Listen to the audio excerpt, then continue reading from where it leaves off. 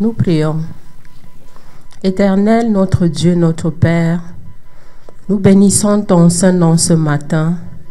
Nous voulons te dire merci de ce que tu as encore conduit nos pas dans ta maison pour passer des moments merveilleux en ta compagnie. Notre Dieu, notre Père, nous voulons d'abord reconnaître devant ta face que nous sommes des pécheurs. Et nous te prions de pardonner nos offenses commis en pensée, en parole, par action, par omission et par bien d'autres voies. Nous te prions, Père, de nous laver avec le sang de Jésus pour que nous soyons purifiés de toutes nos souillures. Toi qui es un Dieu lent à la colère, toi qui es un Dieu riche en bonté, toi qui ne contestes pas sans cesse, toi qui ne nous punis pas selon nos péchés et qui ne nous traite pas selon nos iniquités, Père, tu éloignes de nous nos transgressions aussi loin que l'Orient est éloigné de l'Occident. Nous te disons merci, notre Dieu, notre Roi, parce que tu nous as protégés durant toute la semaine écoulée et tu as permis que, une fois de plus, nous venions communier avec toi. Nous te prions au nom de Jésus-Christ de prendre le contrôle et la direction de ce culte, de le conduire toi-même de main de maître. Nous te prions de chasser de ce milieu toute opposition à ta volonté. Père Tout-Puissant, ce matin, nous, tes enfants, nous sommes venus encore déposer à tes pieds tous nos fardeaux, afin que, Père, nous puissions voyager légers. Parce que tu as dit dans ta parole, « Venez à moi, vous tous qui êtes fatigués et chargés, et je vous donnerai du repos. » Nous sommes donc venus ce matin, Père, recevoir ce repos que tu nous as rendu disponible encore ce matin. Nous voulons te rendre grâce et bénir ton saint nom de ce que Dieu, toi, tu es un Dieu bon, tu es un Dieu fidèle. Et nous te prions ce matin d'ouvrir nos oreilles d'entendement, d'illuminer les yeux de notre cœur à la compréhension de la parole que tu as préparée pour nous ce matin, afin que, Père, nous puissions être édifiés, que nous puissions grandir et nous affermir dans tes voies. Nous te rendons grâce, notre Dieu, notre Roi, pour tous tes enfants ici rassemblés et de ce que tu conduis encore ceux qui sont en route pour qu'ensemble, nous puissions t'élever nos voix, nous puissions te rendre grâce pour toutes les bénédictions que tu prépares et que tu nous accordes dans tous les aspects de notre vie.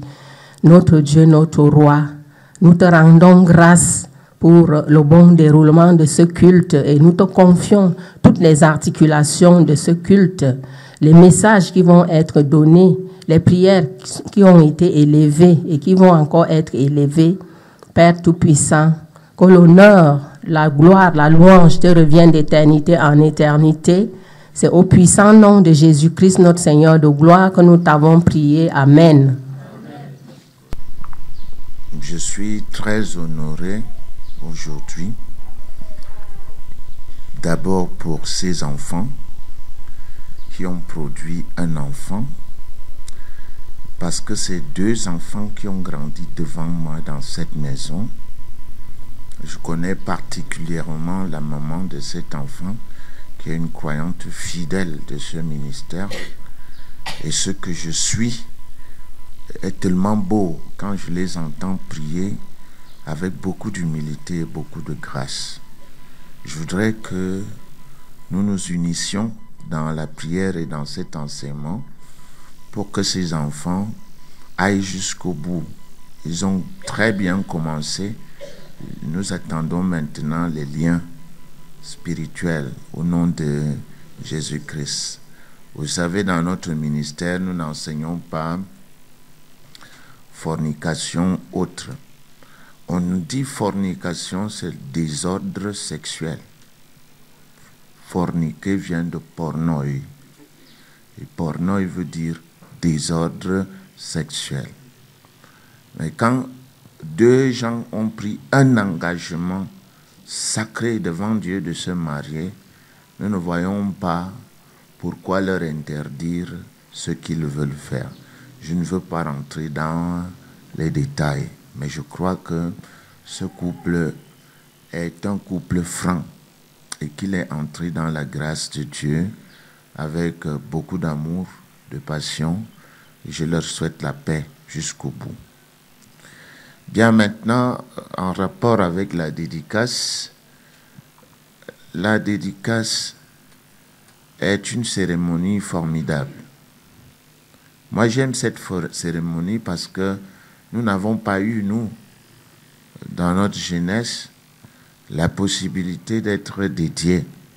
Nous sommes rentrés dans le carcan religieux très tôt et malheureusement, nous n'avions pas d'enseignement. Si vous regardez dans votre Bible, vous verrez que Jésus-Christ a été baptisé à l'âge de 30 ans. Et lorsqu'on suit le calendrier, les âges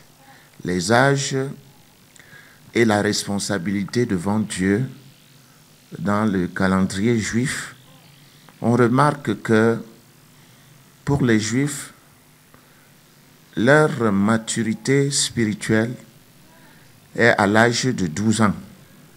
Pour les enfants qui ne sont pas légitimes, comme on prétendait pour Jésus-Christ, parce que Jésus-Christ n'est pas né dans la légalité juive, quoi.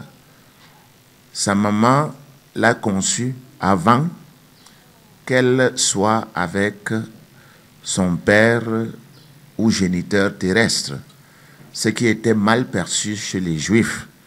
Mais ce que les gens ne savaient pas, c'est que c'était le Fils de Dieu. Et c'est formidable.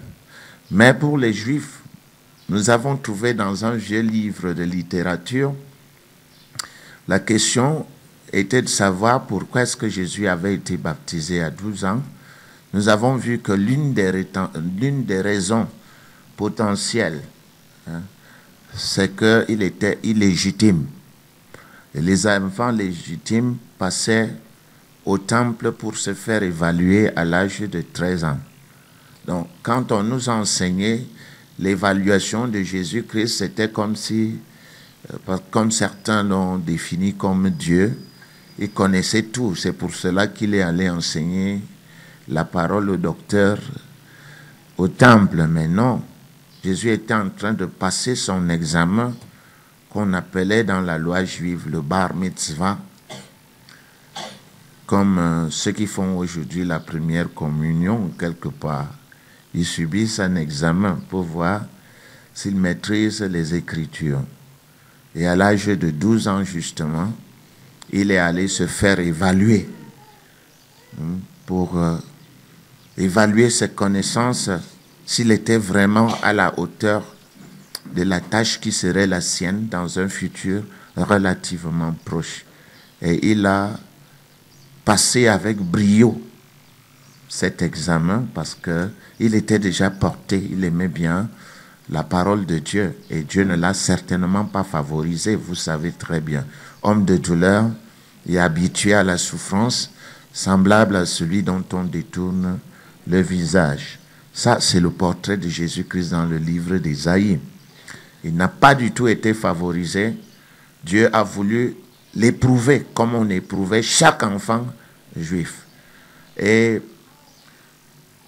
je crois que c'est la raison pour laquelle aussi dans notre ministère, nous passons des enfants à la manifestation de l'Ambano à l'âge de 12 ans, comme maturité spirituelle. Mais la maturité politique en Israël, on vous considérait comme homme à partir de l'âge de 30 ans. Et c'est pour cela que vous allez voir, Joseph a été prisonnier à 17 ans. Il est devenu la deuxième personnalité d'Égypte à 30 ans. David, le jeune David, est devenu aussi roi à l'âge de 30 ans. Et Jésus-Christ est allé auprès de Jean-Baptiste pour se faire baptiser à l'âge de 30 ans. Vous voyez donc que le baptême était pris comme quelque chose de très sérieux. C'était un engagement que quelqu'un prenait de fonctionner avec la doctrine de celui qui le baptisait. Vous pouvez le voir lorsque les Israélites ont été baptisés dans la mer. Au sortir, ils ont été premièrement séparés du peuple. Ils ont été séparés des Égyptiens, numéro 1, et numéro 2, ils se sont engagés à marcher par la loi de qui? De Moïse. D'accord? Lorsque les Juifs se sont fait baptiser par Jean-Baptiste, ils ont été séparés des incrédules parce que dans la maison d'Israël, tous étaient israélites, mais tous n'étaient pas d'Israël, l'Israël de Dieu. Donc le baptême de Jean a séparé les fils de Dieu convaincus, convertis, des incrédules qui ne portaient le nom d'Israël que sur le plan physique. Et ceux qui sont allés se faire baptiser ont suivi l'enseignement de qui? De Jean-Baptiste. Donc, deux choses se matérialisent, ou alors l'on peut voir deux choses à travers le baptême. La première, c'est que vous êtes séparés d'un groupe, et la deuxième, c'est que vous vous engagez à suivre la doctrine de celui qui vous a baptisé. C'est donc ça. On ne peut pas prendre l'engagement de baptiser les enfants, tout simplement parce que eux, ils ne peuvent pas suivre la doctrine et ils ne peuvent pas s'engager. Le baptême est un engagement que l'on prend. Et nous sommes de ceux qui croient que baptiser des enfants est une grosse erreur. En fait, le texte biblique dit, si tu confesses de ta bouche le Seigneur Jésus, c'est Romains 10, n'est-ce pas? Et si tu crois dans ton cœur que Dieu l'a ressuscité des morts, tu seras sauvé. Voyons les deux articulations. Numéro 1. Si tu confesses de ta bouche le Seigneur Jésus, qui confesse? Qui? C'est celui qui veut être sauvé qui confesse. Si tu confesses de ta bouche le Seigneur Jésus, deuxième chose. Et si tu crois dans ton cœur que Dieu l'a ressuscité des morts, tu seras comment? Alors on peut faire une expérience. Donnons le micro au bébé pour qu'il confesse de sa bouche le Seigneur Jésus et qu'il croit dans son cœur que Dieu l'a ressuscité des morts afin qu'il soit sauvé. Est-ce que c'est possible? Est-ce que c'est possible? Bon, dans certaines églises, on prend la responsabilité de faire confesser le parent à la place de qui? Du bébé. Mais entre nous, est-ce que c'est ce que dit la parole? La parole dit quoi? Si tu confesses de quoi? De ta bouche. Donc au moment où le parent confesse, qui est sauvé? Le bébé ou le parent? Vous voyez bien que les gens ont l'art de se moquer des autres. Hein? C'est le parent qui est sauvé parce que c'est lui qui fait quoi? Qui confesse de sa bouche et c'est lui qui croit dans son cœur. Ce n'est pas le bébé. Voilà la raison pour laquelle nous dédions les bébés. Nous les confions à Dieu pour que entre leur âge 0 et 12 ans, lorsqu'ils auront à passer leur bar mitzvah comme Jésus-Christ, que ce soit en ce moment-là qu'ils fassent quoi? Qu'ils confessent le Seigneur Jésus-Christ comme leur Seigneur et unique Sauveur, afin qu'ils soient sauvés. Ça se comprend maintenant. La dédicace est donc une mise sous la gouverne divine, c'est-à-dire que nous confions l'enfant à Dieu pour qu'il soit protégé par notre Dieu. Mais attention, il y a un problème. L'enfant n'est pas conscient en tant que tel. L'enfant doit être enseigné. Si les parents voudraient qu'il jouisse de la protection divine, il doit être comment? Enseigné. Il doit être enseigné. Dieu n'est pas un marabout. Dieu fonctionne avec sa parole. C'est la raison qu'il est écrit en Proverbe. La raison pour laquelle il est écrit en Proverbe 22, au verset 6, que dit la parole, nous pouvons lire. Il y a une contrepartie dans tout ce que Dieu fait. Honore ton père et ta mère et tu vivras longtemps sur terre. C'est toi qui honores. Ta part, c'est d'honorer. Et la part de Dieu, c'est quoi? C'est de te faire vivre longtemps. Parce que toi, tu fais ta part, alors Dieu fait la sienne. Regardons cette part qui est celle de l'enfant et du parent lors de la dédicace. Voici ce que dit la parole de Dieu. Proverbe 22, 6. Je cite. Instruis l'enfant selon la voie qu'il doit suivre. Et quand il sera vieux, il ne s'en détournera pas.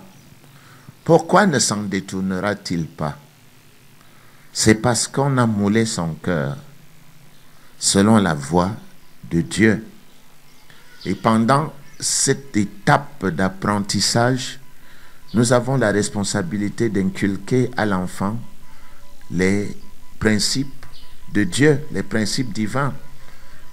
Ceci interpelle encore une fois notre attention. Revenons un peu dans les détails. L'homme peut nourrir son intelligence de deux manières. Jésus l'a dit, l'homme ne vivra pas de pain seulement, mais de toute parole qui sort de la bouche de Dieu. Le pain nourrit le ventre, mais la parole de Dieu nourrit quelle partie de l'être? Quelle partie? Quelle partie? Le pain nourrit quelle partie de l'être? Le pain nourrit quelle partie de l'être? Et le pain et la parole de Dieu nourrit quelle partie? L'intelligence. Ça veut dire que toutes les parties de notre corps ont besoin d'une nutrition adaptée. Nous avons deux possibilités de nourrir notre intelligence. Nous pouvons la nourrir avec la connaissance des cinq sens, non? La vue, l'ouïe, l'odorat, le goût et le toucher. Nous pouvons adorer Dieu avec, nous pouvons connaître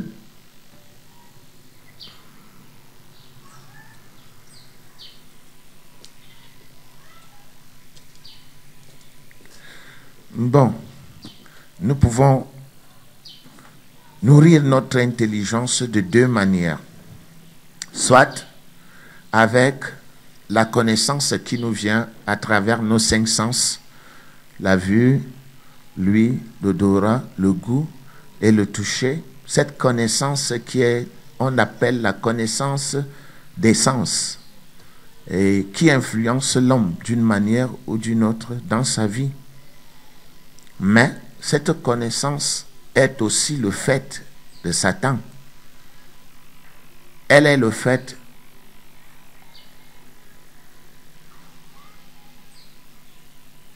du Dieu de ce siècle qui manipule les intelligences des gens à travers la connaissance des sens.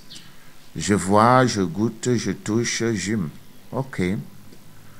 Mais nous pouvons aussi nourrir la parole de Dieu nourrir notre intelligence, autant pour moi, avec la parole de Dieu. Auquel cas, ce qui rentre dans notre intelligence vient en alignement avec le Tout-Puissant. Voilà les deux manières de nourrir notre intelligence. Et si vous vous attardez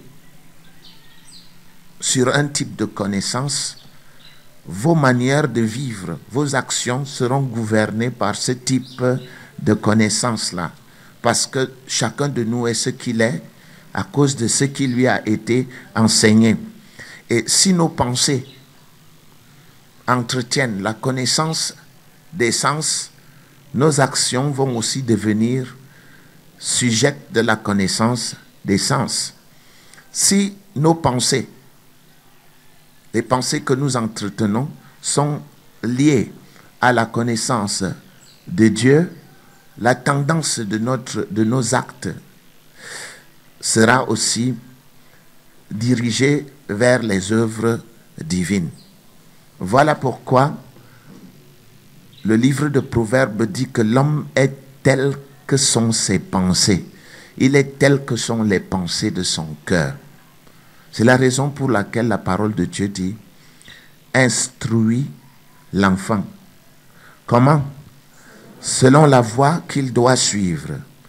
Et cette voie qu'il doit suivre est la voie sainte, la voie de Dieu. Elle doit être l'enseignement biblique, la connaissance divine. Mon peuple est détruit. Pourquoi? Parce qu'il lui manque la connaissance.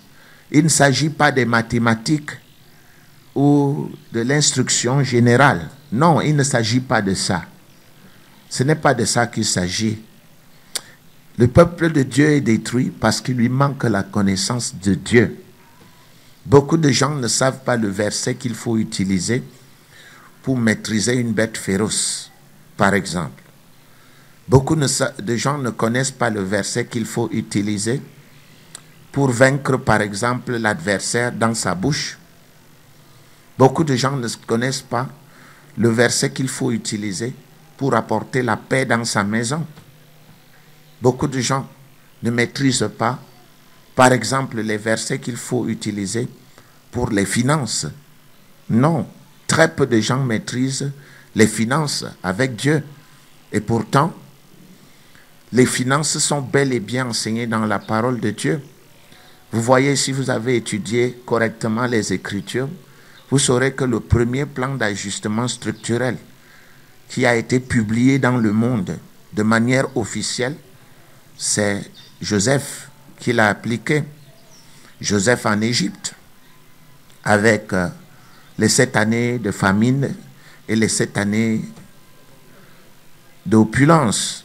Si vous avez étudié dans une école de gestion, la première chose qu'on vous montre à l'école, c'est l'étude de faisabilité. C'est Jésus-Christ qui est le premier à avoir énoncé ça clairement dans la parole. Lequel de vous va construire une tour sans évaluer la dépense, de peur que s'il ne termine son œuvre, l'on ne se moque de lui en disant qu'il lui a manqué la subsistance pour mener à bien son projet. C'est clair dans les Écritures. Vous voulez le principe bancaire? C'est encore Jésus-Christ qui parle dans la parabole des talents, qui dit aux mauvais ouvriers, aux mauvais employés, mais tu aurais dû placer mon argent dans une banque qu'il m'aurait donné quoi? Des intérêts. C'est encore Jésus-Christ. C'est encore Jésus-Christ. Alors, peu de gens savent que les finances sont enseignées dans la parole de Dieu. Je vous invite à un séminaire sur les finances. Dans la parole de Dieu, vous serez surpris et très agréablement surpris. Il n'est pas nécessaire d'aller faire les grandes écoles de comptabilité. Mais là, dans la parole de Dieu, on la trouve. On trouve celui qui a du bon sens, s'en sert et voit sa vie améliorée. Dans la parole de Dieu, nous n'avons pas seulement le domaine des finances. Nous avons le domaine de la relation publique. Le livre de Proverbes en est un exemple clair. Il montre le vécu quotidien. On ne l'apprend dans aucune université. Dans aucune université, vous n'allez rencontrer le vécu quotidien. On vous enseigne, on vous donne un enseignement vers une fin. On vous donne un enseignement qui vous sert plus ou moins dans la vie. Mais tout enseignement qui est donné dans une université est généralement à la quête d'un emploi. Mais la parole de Dieu vous enseigne le comment vivre dans le monde et vous permet de mieux vivre et même de vivre longtemps. Voilà pourquoi il est intéressant et très important de sortir la Bible du carcan émotionnel et émotif pour l'amener dans la vie, le quotidien. Qu'on sorte la Bible de la religiosité. Jésus n'était pas un religieux. C'était un monsieur normal qui marchait selon la parole de Dieu à son époque dans une société qui était théocratique, c'est-à-dire qui était gouvernée par la loi de Dieu. Jésus ne portait pas les toges comme nous pour marquer son appartenance à une dénomination. Jésus portait sa tunique, son habit normal qu'il portait chaque jour. Et il était même très bien vêtu parce qu'il avait même certains vêtements, certaines tuniques qui étaient sans couture. Donc, il faut que les gens comprennent que la Bible est un livre d'instruction. Nous pouvons l'utiliser pour prier.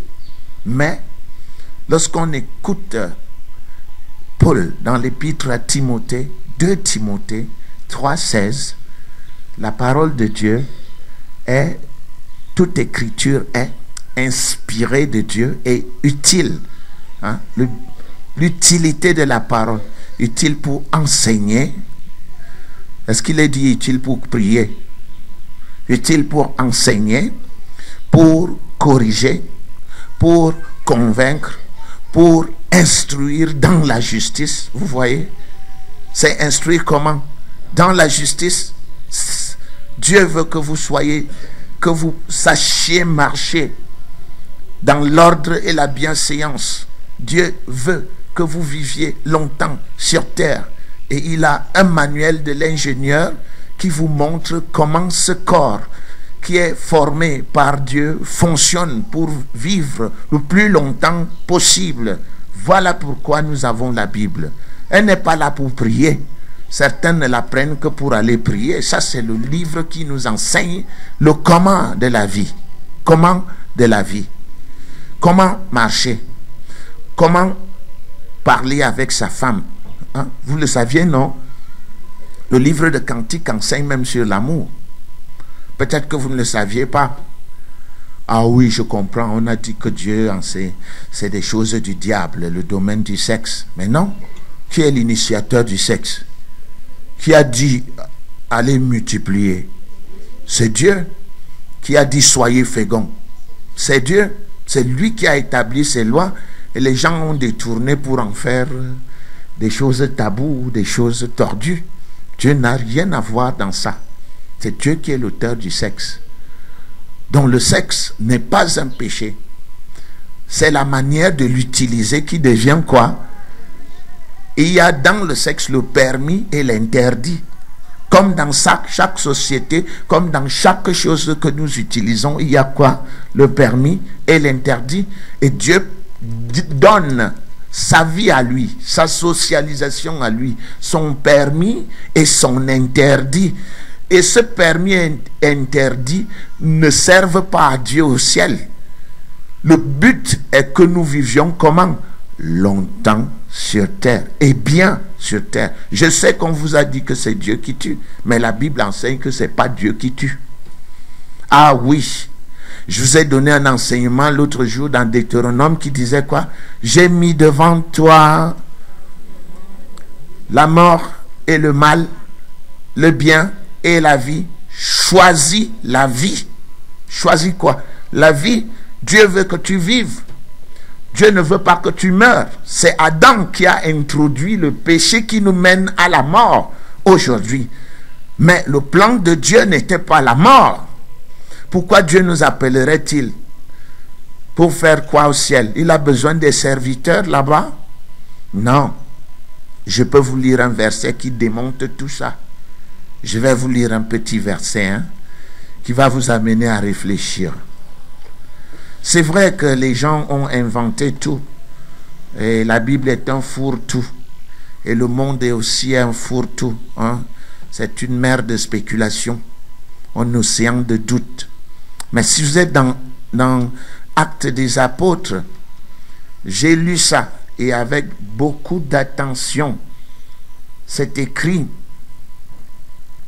Regardez, Acte 11, Acte 17, 24. Écoutez la prédication de Paul. Le Dieu qui a fait le monde et tout ce qui s'y trouve, étant le Seigneur du ciel et de la terre, n'habite point dans les temples faits de mains d'hommes. Il n'est point servi par des mains humaines. Il n'est...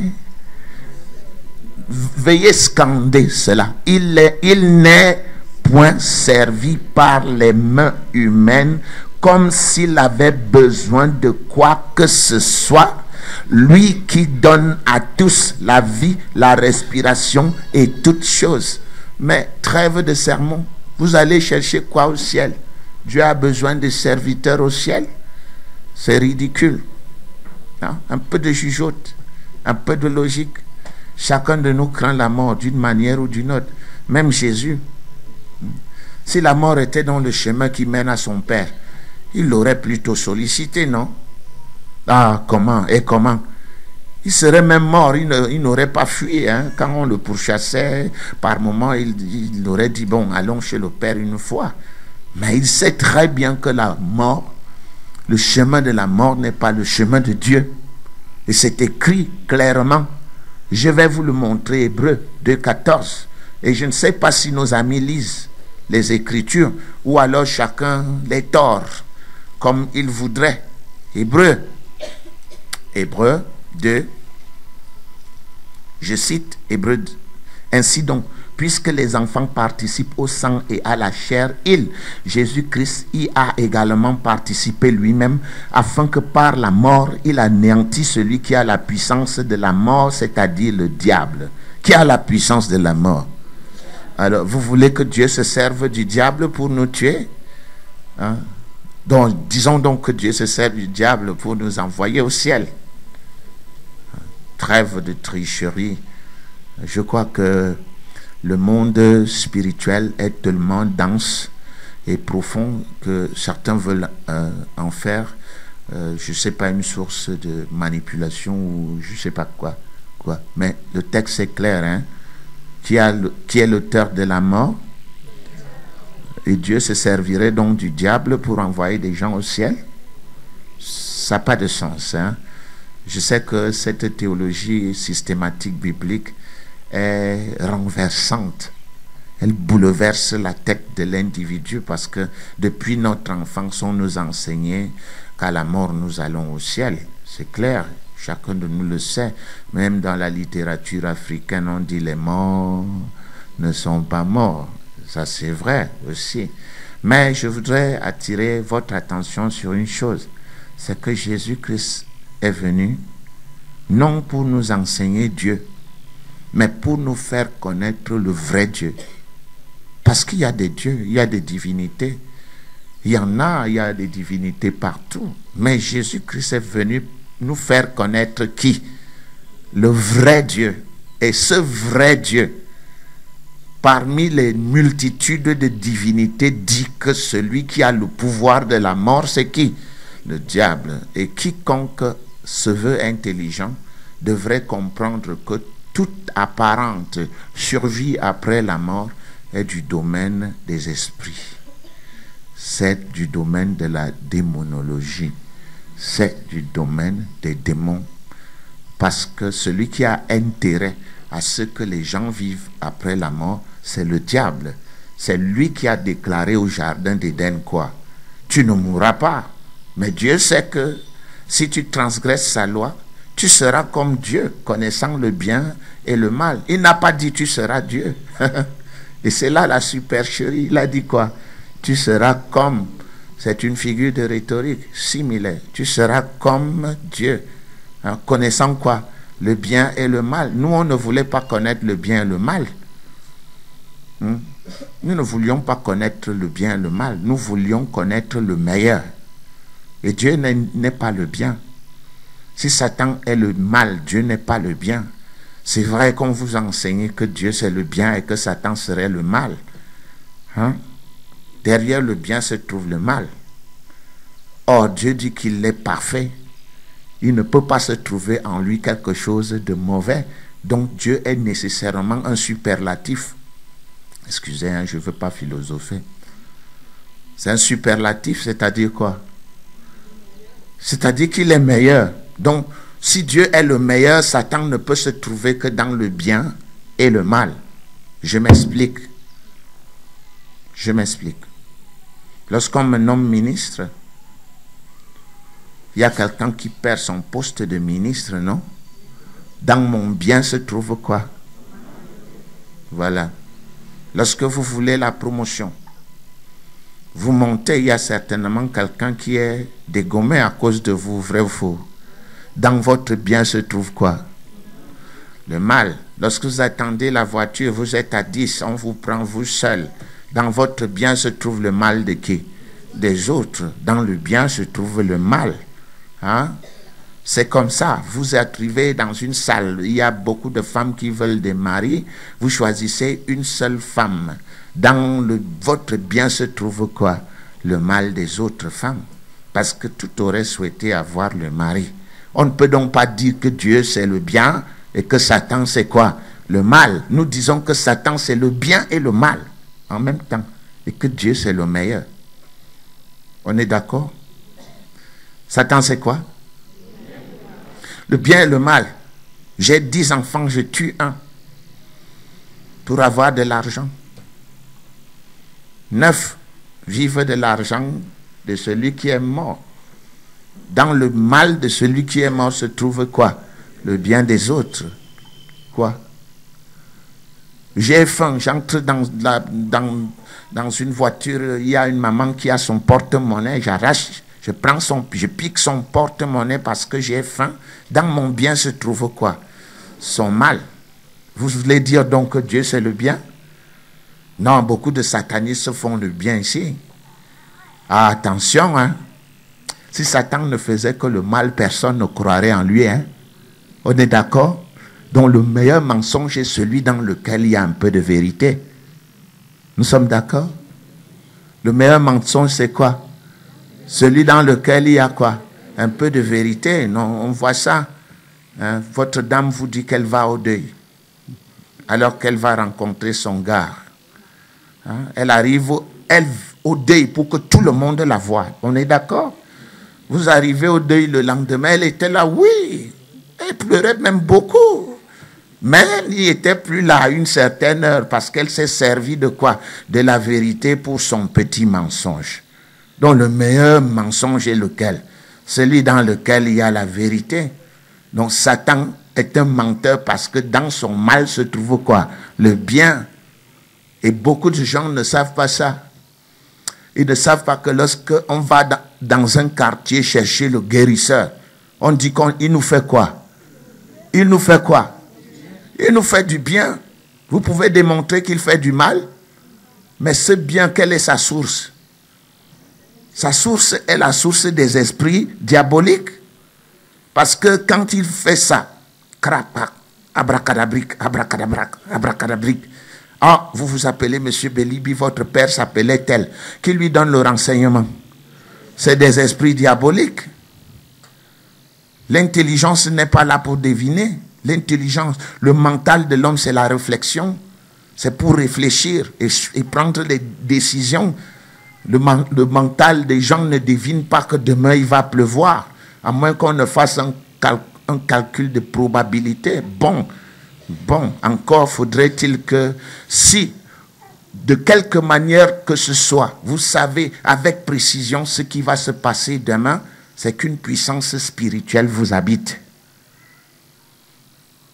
Bonne ou mauvaise. Et il y a beaucoup de sujets médiumniques. Vous savez ce qu'on appelle médium? C'est quelqu'un qui devine. Beaucoup de gens ici ont des démons. Ils dorment la nuit, ils rêvent et ils disent « j'ai rêvé, j'ai vu ». Qu'est-ce qui vous prouve que ce que vous avez vu, c'est Dieu qui vous l'a donné? Ce n'est pas parce que vous croyez que c'est Dieu que c'est Dieu. La sincérité n'est pas une garantie de vérité. Je me fais comprendre? On se fait comprendre? Donc faites attention, la divination, c'est un art qui n'est pas anodin. Il n'est pas un art simple. Derrière la divination se cachent les puissances spirituelles. Alors, j'ai un peu fait bam, bam, bam, bam, bam, bam, bam, bam, bam. Nous sommes dans la dédicace. J'ai voulu juste vous montrer des choses que seule la parole de Dieu permet à l'homme de connaître ce qui est authentique et ce qui est contrefait. Authentique et contrefait. Amour de Dieu, l'amour, le cœur. L'amour du diable, l'intérêt, l'épaisseur du porte-monnaie. Les deux sont l'amour, non? Mais l'un est authentique et l'autre comment? Contrefait. On est d'accord? Satan est esprit. Dieu est quoi? Vous avez jamais vu Dieu? Vous avez jamais vu Satan? Comment donc pouvez-vous dire que ça c'est Dieu ou ça c'est Satan? Authentique et contrefaçon. Dieu a un esprit saint. Et les prophètes l'utilisaient pour dire l'avenir aux gens. Est-ce que les marabouts n'utilisent pas les arts mystiques pour dire l'avenir aux gens? Ça veut dire qu'ils ont un esprit impie, qu'ils peuvent même passer pour esprit saint. Vrai ou faux? Beaucoup de pasteurs ont des démons là dans le corps. Vous le savez, oui ou non? L'habit ne fait pas le moine, mais l'habit détermine que par l'habit on reconnaît le moine. On est d'accord? C'est ça, ces choses-là, qu'il ne faut pas se faire tromper. Il y a l'authentique et il y a la contrefaçon. L'authentique, c'est Dieu. La contrefaçon, c'est le diable. Les deux sont là devant vous. L'un est esprit, l'autre est esprit. L'un a un fils qui s'appelle Jésus-Christ. L'autre a un fils qui s'appelle Antéchrist. Mais qu'il veut faire passer pour qui? Pour Jésus-Christ. L'Antéchrist ne vous dira jamais qu'il est l'Antéchrist. Il vous dira même qu'il est le Jésus. Mais sinon, pourquoi Jésus dirait plusieurs feront des miracles en mon nom? Mais je leur dirai, je ne vous ai jamais connu. Ils font les miracles avec qui? L'Antéchrist. Mais on ne peut pas connaître un faux biais si on ne connaît pas les caractéristiques du vrai biais. La parole de Dieu détermine Dieu. Voilà pourquoi le Père doit connaître Dieu. Et Dieu s'est révélé à l'homme à travers quoi? Sa parole. Si vous n'avez pas la parole, vous ne pouvez pas savoir qui est Dieu, qui est le diable. Instruis qui? L'enfant. Comment? Selon la voie qu'il doit suivre. Cette voie-là, c'est laquelle? La voie sainte. Cette voie. Mais, papa, maman, comment allez-vous instruire votre enfant si vous-même, vous n'êtes pas instruit? Hein? Vous voyez donc que absolument un parent doit connaître quoi? La parole. Absolument. Absolument. Vous devez vous être résolu à apprendre. Être résolu à connaître des versets bibliques. Être résolu à corriger votre enfant dans n'importe quel domaine de la vie avec un verset biblique. Hein? S'il parle une mauvaise chose, vous lui dites qu'il ne sorte de votre bouche aucune parole. C'est vous le contrôleur. Vous savez ce que Dieu dit. Et c'est écrit où? Dans la parole de Dieu, qu'il ne sorte de votre bouche aucune parole mauvaise. Mais s'il y a lieu, quelques bonnes paroles qui servent à l'édification. Ça veut dire que vous contrôlez la bouche de qui? De votre enfant. Si vous contrôlez la bouche de votre enfant, il est évident que vous devez d'abord contrôler laquelle? La vôtre. Vous risquez de faire, vous dites, on ne dit pas mouf. Et vous-même, mouf. Hein? Et l'enfant ne fait que quoi? Ce que son père fait. Instruit quoi? C'est aujourd'hui que vous décidez de faire de votre enfant un grand. Dès le jour où il est né. Vous êtes faible avec lui, il sera un feignant. Rien à faire. Bon, moi j'avais un frère il y a longtemps. Il était un grand, hein. Il avait des choses, du matériel. Et qu'est-ce qu'il faisait? Dans sa maison, il y avait un seau. Il ne marchait jamais avec les pièces. Le seau était sous la table. Et il jetait toutes les pièces de ses poches dans le seau. Et ses enfants avaient le libre choix d'aller puiser quand ils voulaient dans le seau. Mais quand ils sont devenus grands, le père n'avait plus du seau. Des seaux, qu'est-ce qu'ils sont devenus? Des voleurs. Qui avait creusé leur tombe? C'est le père. Vous voyez? C'est le père qui avait creusé leur tombe. Et il ne pouvait pas être conscient. Il pensait aimer ses enfants en mettant quoi? Un seau d'argent à leur disposition. Allez puiser quand vous voulez. Non. Il y a des moments pendant lesquels on donne et des moments pendant lesquels on ne donne pas. Il y a des heures de téter, des moments pendant lesquels le bébé doit téter et des moments pendant lesquels il ne doit pas téter. si vous mettez, dès qu'il crie une fois, il crie 2 fois, il apprend que le lait est bon. Et qu'est-ce qu'il va faire? Il va crier chaque fois. Et vous allez lui mettre le lait dans la bouche. Et c'est ça, vous avez commencé à former un feignant. Ah, rien à faire. Instruire l'enfant comment? Selon la voie qu'il doit suivre. Il faut être dur avec l'enfant quand il est petit. Dans l'âge de 12 ans, vous avez formé un monsieur et vous savez que c'est un monsieur parce que vous lui donnez une responsabilité. Il accomplit. Moi, je vois des enfants du docteur Donkam ici. Ils viennent en vacances chez moi. Ils viennent. Quand on ouvre la télévision, Pâques, lorsqu'il y a un programme, le plus grand dit à son petit frère, les enfants ne voient pas ça. Allons. Les enfants ne voient pas ça. Et leur chaîne, c'est les bandes dessinées. Dès qu'il y a un film qui est un peu hors, l'enfant, le petit frère ou le grand frère dit à l'autre, ça, ce n'est pas pour nous. Ils ne sont pas là. Qui leur a donné cette éducation? C'est impressionnant quand ces enfants-là vivent avec vous. C'est impressionnant. À 1h du matin, à une certaine heure, on va prier. Vous restez la bouche ouverte. Ils finissent leur prière. Vous venez donner à manger à l'un, à l'heure, il dit, je ne mange pas. À l'heure, il va manger, il mange. Parce qu'on les a formés ainsi. Et je suis sûr que ces enfants seront de très grandes personnalités. Parce qu'on les a formés comme des grands. Instruire l'enfant comment? Et quand il sera... Certains pensent que c'est en choyant l'enfant qu'il l'éduque. Mais c'est faux. Après, vous avez des braqueurs dans vos maisons. Après, vous avez des gens qui ne contrôlent rien. Instruire l'enfant. Alors, j'espère que cet enseignement vous aura édifié. Parce que je ne donnerai pas un autre enseignement.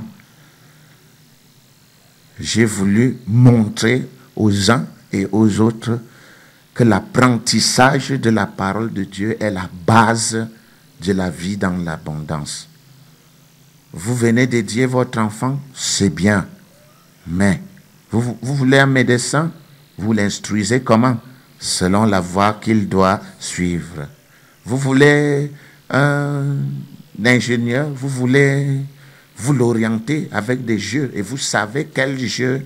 Vous voulez un électronicien, vous l'orientez là où vous voulez. Instruire l'enfant comment? Selon la voie qu'il doit suivre et quand il sera, il ne s'en détournera pas. Il faut un autre enseignement? Non, il n'en faut pas un autre aujourd'hui. Ce n'est pas nécessaire d'avoir 1000 enseignements. Un seul verset aujourd'hui. Lequel? C'est lequel? Proverbe 22, 6. Et j'ai donné un autre verset très important qui donne le but de la parole et le profit de la parole. Il donne le but de la parole et le profit de la parole. 2 Timothée 3, 16. Toute écriture est inspirée de Dieu et utile. Ça c'est quoi? Le profit, non? Le profit. Et utile pour enseigner. Comment croire? D'accord? Parce que toute vie est croyance. Hein? Enseigner comment croire. Pour corriger quand on croit mal. Corriger. Pour convaincre quand on ne croit pas. 3. Et le 4e, afin que, c'est quoi le but? Afin que l'homme de Dieu soit accompli et propre à toute bonne œuvre. Commençons par accompli. Accompli, c'est le mot grec artios. Artios est utilisé de 2 manières dans la Bible. C'est cette articulation dans la hanche. l'emboîtement entre le fémur et la hanche. Dans cet emboîtement, il faut que l'espace soit pur, étanche. Si vous mettez rien qu'un grain de sable à l'intérieur, il produira des douleurs inimaginables, atroces. Donc, artios veut dire pur. Que l'homme de Dieu soit pur. Artios est aussi utilisé dans la littérature grecque en rapport avec la navigation, les voyages en mer. Quand un bateau voyageait, le capitaine devait connaître tous ses passagers et les besoins de ses passagers. Il devait savoir que monsieur X fume, monsieur tel aime les sardines, monsieur tel mange des spaghettis. Et il arrangeait son bateau parce que les voyages étaient longs de manière à ce que monsieur X ne manque pas de cigarettes, que monsieur Y ne manque pas de spaghettis, que monsieur Z ne manque pas de bonbons. Le navire était donc comment? Artios, c'est-à-dire complet, complètement, absolument complet. Voilà le navire. Et dans la vie, nous sommes dans une barque qui nous amène vers la vie éternelle. Nous commençons dans ce monde et plus tard dans un autre monde. Mais notre barque est complète. C'est ce que Pierre dit. Il nous a donné tout ce qui contribue à la vie et à la piété. C'est là, toute écriture est utile pour enseigner, pour corriger, pour convaincre, afin que l'homme de Dieu soit accompli et propre à toute bonne œuvre. Instruis l'enfant selon la voie qu'il doit suivre, et quand il sera vieux, il ne s'en détournera pas. Tout est ici. Mon peuple est détruit, pourquoi? Que Dieu vous bénisse. Je vais donc dédier, je n'enseigne plus. À la limite, s'il y aura 2 ou 3 témoignages, des gens qui aimeraient témoigner, parce que nous ne l'avons pas fait depuis longtemps, ils peuvent témoigner après la dédicace. Ça vous a plu? C'est bon ou c'est pas bon? On arrête. Nous prions. Dieu grand et redoutable, toi qui as créé les cieux et la terre, toi qui as fait de nous tes enfants, nous voici unis, Père éternel, sous forme de temple de Christ, sachant que chacun de nous est ton tabernacle. Nous voici, Père éternel, qui sommes au terme de cette réunion de fils de Dieu, pendant laquelle tu as véritablement agi. Même, Père éternel, les prières, les dédicaces qui ont été faites ont montré une fois de plus, Père éternel, que tu fonctionnes avec le cœur. Nous voulons te rendre grâce et te remercier pour toutes les articulations de cette réunion des fils de Dieu. Maintenant, Père éternel, que nous voulons rentrer chacun chez lui, d'autres pour d'autres occupations, Père éternel, nous voulons te prier. Et nous t'invoquons parce que nous sommes tes enfants et en tant que tels, nous n'avons pas un autre secours dans ce monde-ci en dehors de toi. Je voudrais, Père éternel, que tu te souviennes que lorsque nous avons accepté ton appel, mon Dieu, mon roi, nous sommes devenus l'ennemi du monde. Et que, Père éternel, en tant que tel, nous sommes tribulés, nous sommes, Père éternel, persécutés partout. Toi qui es notre force, parce que ta parole dit que notre capacité vient de toi. Nous te prions en ce moment-ci au nom de Jésus-Christ de Nazareth, afin que ton peuple ici présent reçoive ta grâce et ta bénédiction, ta aide de protection, Père éternel, qui va, mon Dieu, mon roi, nous accompagner dès cet instant et tout au long de cette semaine. Je voudrais te prier, Père éternel, afin que tu nous donnes un esprit de discernement, de confiance, d'assurance, de conviction et de sérénité vis-à-vis de ta présence en nous. Afin que, Père éternel, notre Dieu, que la peur aille loin, pour que, Père éternel, l'esprit de prière qui habite en nous nous amène, mon Dieu, mon roi, au travers de ta parole, à maintenir la communion avec toi tout au long de cette semaine pour ne pas prêter le flanc à l'adversaire. Je te prie, Père éternel, au nom de Jésus-Christ de Nazareth, afin que cette semaine soit véritablement une semaine de bénédiction et de miracles financiers, comme l'a dit ton Fils tout à l'heure. Je te prie, Père éternel, au nom de Jésus-Christ, afin que tes enfants, Père éternel, soient davantage convaincus par la manifestation de ta puissance dans leur vie en cette semaine, pour que, Père éternel, ils sachent une fois de plus que nous ne venons pas faire un culte de remplissage de formalités. Merci, Père éternel, parce que tu es notre Dieu. Merci parce que tu nous as aimés, tu nous as élus, tu nous as choisis avant le bouleversement du monde. Et en tant que tel, Père éternel, toi, tu connais mieux ce qui est meilleur pour ton peuple. Que l'honneur et la gloire te reviennent et que seule ta volonté s'accomplisse. C'est au nom de Jésus-Christ, notre Maître, que nous t'avons prié. Amen. Allez dans la paix de Dieu.